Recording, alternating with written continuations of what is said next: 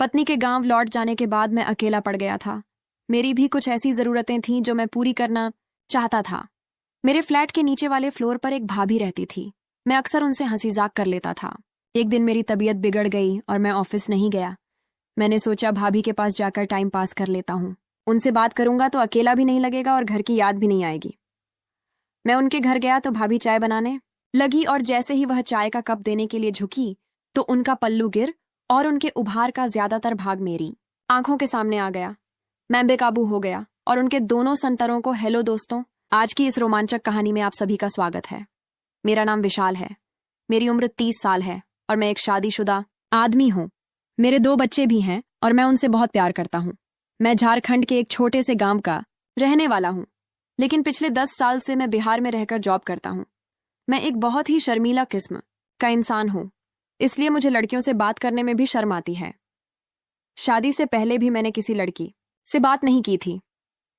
एक बार मेरे दोस्त की चचेरी बहन ने मुझसे बात करने की कोशिश भी की थी, तो मैंने ही उसे मना कर दिया था। मेरा मन तो बहुत करता था, लेकिन मैं किसी भी लड़की से कुछ बोल नहीं पाता था। हालांकि मैं आपको यह बता दूं कि मेरी दिलचस्पी शुरू से ही लड़कियों से ज्यादा भाभियों में रही थी। यह उस समय की बात है जब मैं बिहार में किराए के मकान में अपने पूरे परिवार के साथ रहता था। शुरू में हमारे घर की माली हालत काफी अच्छी थी क्योंकि मैं अच्छे पैसे कमा लेता था, लेकिन फिर धीरे धीरे हमारे घर के हालात बिगड़ते गए। दरअसल हुआ यह था कि मेरी माँ की तबीयत बहुत ज्यादा खराब हो गई थी। मेरी माँ गांव में ही रहती थी। जब उनकी तबीयत ज्यादा खराब हुई तो मुझे अपने पूरे परिवार के साथ गांव वापस लौटना पड़ा। हम थोड़े दिन गांव में ही रहे और माँ की सेवा की। जब माँ की तबीयत में सुधार आने लगा तो मैं अपने पूरे परिवार को छोड़कर वापस बिहार आ गया, लेकिन इस बार मैं अकेले ही आया था। मैं अपनी पत्नी और अपने बच्चों को साथ नहीं लाया था। पत्नी के साथ ना होने की वजह से मेरी कुछ जरूरतें अधूरी सी रहती थीं। अब मैं सोचता था कि काश मुझे कोई ऐसा मिल जाए जो मेरी जरूरतें पूरी कर सके, पर मैं इतना शर्मीला था कि किसी से बात करने में भी मुझे बहुत शर्म आती थी। मैं आपको अपनी एक खासियत और बता दूं कि मेरे परिवार की हर एक भाभी से मेरी बहुत अच्छी बनती है। मैं जिस फ्लैट में रहता था उसी फ्लोर के नीचे एक भाई साहब अपने परिवार के साथ रहते थे।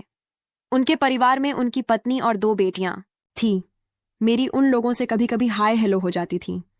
जब मुझे वहां रहते रहते 6 महीने से ज्यादा हो गए तो उन लोगों के साथ मेरे घरेलू संबंध हो गए थे। हम कभी कभी साथ मिलकर लंच और डिनर किया करते थे और कभी कभी साथ में घूमने भी जाया करते थे। भाई साहब मुझ पर बहुत भरोसा करने लगे थे और वैसे भी मैं एक भरोसे वाला इंसान हूँ। मैं किसी को धोखा नहीं देता हूँ। भाभी मुझसे बहुत अच्छे से बात किया करती थी और मैं भी उनसे हंसी मजाक कर लिया करता था। जब भाई साहब घर पर नहीं होते थे और भाभी को हॉस्पिटल या बाजार जाना होता था तो वह मेरे साथ ही जाती थी। इस बीच हम आपस में बहुत सारी बातें किया करते थे और मुझे भाभी का स्वभाव बहुत पसंद आने लगा था। भाभी जब भी अपने घर पर कुछ स्पेशल खाना बनाती थी तो वह मेरे लिए भी भिजवाती थी। एक बार की बात है कि तबीयत खराब होने की वजह से मैं काम पर नहीं गया। भाभी की दोनों बेटियां स्कूल चली गई थी और भाई साहब भी ऑफिस जाने के लिए निकल गए थे। मैं अपने कमरे पर अकेला ही रहता था। पर जब सब चले गए तो मैंने सोचा कि भाभी के पास जाकर ही टाइम पास करता हूँ। उनसे थोड़ी देर बात करूंगा तो मेरा भी मन अच्छा हो जाएगा और मुझे घर की याद भी नहीं आएगी। जब मैं भाभी के पास गया तो वह किचन में कुछ काम कर रही थी। मुझे देखते ही वह बोली, क्या हुआ देवर जी, आज आप काम पर नहीं गए? मैंने कहा, नहीं भाभी, आज थोड़ी तबीयत खराब है और मुझे घर की भी बहुत याद आ रही है। बहुत दिन हो गए हैं। मैं अपने बच्चों से नहीं मिला हूं और अपनी पत्नी प्रिया को भी नहीं देखा है। मैं भाभी से किसी भी तरह की बात करने में नहीं शर्माता था, इसीलिए मैंने उनसे कहा, भाभी आपको तो पता ही है कि हर आदमी की एक जरूरत होती है और मेरी पत्नी भी बहुत दिनों से मेरे पास नहीं है। कभी कभी तो लगता है कि उड़कर उसके पास पहुंच जाऊं। और इतना कहकर मैं हंसने लगा। वो बोली, बात तो आप सही कह रहे हो देवर जी, मैं समझ सकती हूँ कि आप पर क्या बीत रही है। आप थोड़ी देर यहीं बैठो, मैं आपके लिए चाय बनाकर लाती हूँ। आपको चाय पीकर छोड़ा अच्छा लगेगा। इतना कहकर भाभी चाय बनाने लगी। मैं भाभी को भी देख रहा था। वह बहुत ही प्यार से मेरे लिए चाय बना रही थी। थोड़ी देर बाद वह कुछ लेने के लिए झुकी तो उनके गोरे उभार मुझे दिख गए। वो नज़ारा बहुत ही सुंदर था और उसे देखकर मेरी तबीयत भी थोड़ी थोड़ी ठीक होने लगी थी। उनके भारी और गोरे उभार का ज्यादातर भाग बाहर झांक रहा था। मेरी निगाहें रह रहकर उनके इन कयामाती उभार की ओर उठ जाया करती थीं, और जब भी ऐसा होता था तो मेरे तन बदन में एक हलचल सी मच जाती थी। भाभी कहने को तो काम कर रही थी, पर उनका पूरा ध्यान मेरी हरकतों पर था। मेरी नजरों का भाव समझकर वह मन ही मन खुश हो रही थी। भाभी समझ चुकी थी कि मैं क्या देखने की कोशिश कर रहा हूं, और वह भी इस बात पर खुश हो रही थी। थोड़ी देर बाद भाभी मेरे लिए चाय लेकर आए और मुझसे बोली, यह लीजिए, पी लीजिए। मैंने कहा, अगर आप पिलाओगी तो जरूर पाऊंगा भाभी। और इतना कहकर हम दोनों हंसने लगे। भाभी बोली, आप बहुत ही शैतान हो रहे हो। मैंने कहा, अगर आपको अच्छा लग रहा है तो मैं और भी शैतानियां कर सकता हूं। मेरी तबीयत खराब है, अगर आप मेरी बात मान लोगी तो मुझे बहुत अच्छा लगेगा। मुझे पता था भाभी का भी मन है, लेकिन वह दिखावे का विरोध करने लगी। थोड़ी देर बाद जब वह चाय का कप उठाने के लिए झुकी तो उनका पल्लू गिर गया। अब तो मेरी हालत और भी ज्यादा खराब हो चुकी थी। मैंने कुछ ना सोचते हुए उनको गोद में उठाया और कमरे में ले गया और उनसे जी भरकर प्यार किया। मैंने बहुत मेहनत की थी, तब जाकर उनको खुश कर पाया। मेरी मेहनत देखकर वह बोली, अरे आपकी पत्नी तो आपसे बहुत खुश रहती होगी। भाभी बोली, तुम्हारे भाई साहब तो मुझ पर ध्यान ही नहीं देते हैं। मैं बिन पानी मछली की तरह तड़पती रहती हूँ, पर उनका मुझ पर तो कोई ध्यान ही नहीं रहता है। वह ऑफिस से आते हैं और खाना खाकर चुपचाप सो जाते हैं। मैं उनके लिए तैयार बैठी रहती हूँ, पर वह मेरी तरफ देखते भी नहीं है। मैंने कहा, कोई बात नहीं, अब से मैं आपको वह सब दूंगा जो आपको मिलना चाहिए। इतना सुनकर भाभी मेरे गले लग गई। अब यह सिलसिला रोज ही चलने लगा था। मैं भाई साहब के ऑफिस निकल जाने के बाद थोड़ी देर के लिए भाभी के पास जाया करता था और उन्हें मजे दिया करता था। इन सब के बाद मैं ऑफिस जाया करता था। कभी कभी भाभी को यह डर सताता था कि मैं कहीं किसी को कुछ बता ना दूं। मैंने भाभी से कहा था, आप बिल्कुल भी फिक्र मत करो, मैं एक बहुत ही भरोसे वाला इंसान हूं। मैं औरतों की बहुत कद्र करता हूं और मैं आपको कभी भी धोखा नहीं दूंगा। ये सिलसिला चलता रहा और हम दोनों एक दूसरे के बहुत करीब आ चुके थे।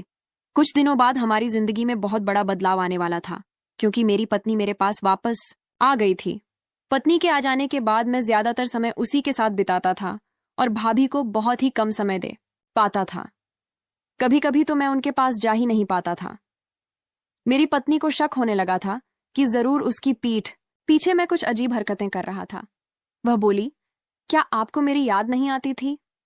मैंने कहा, भला ऐसा हो सकता है क्या कि मैं तुम्हें याद ना करूं? मुझको पता था कि उसे मेरी बातों पर यकीन नहीं है, लेकिन मैं कर भी क्या सकता था। पत्नी के आ जाने के बाद मैं भाभी के पास जा ही नहीं पाता था और मैं उन्हें बहुत याद करने लगा था।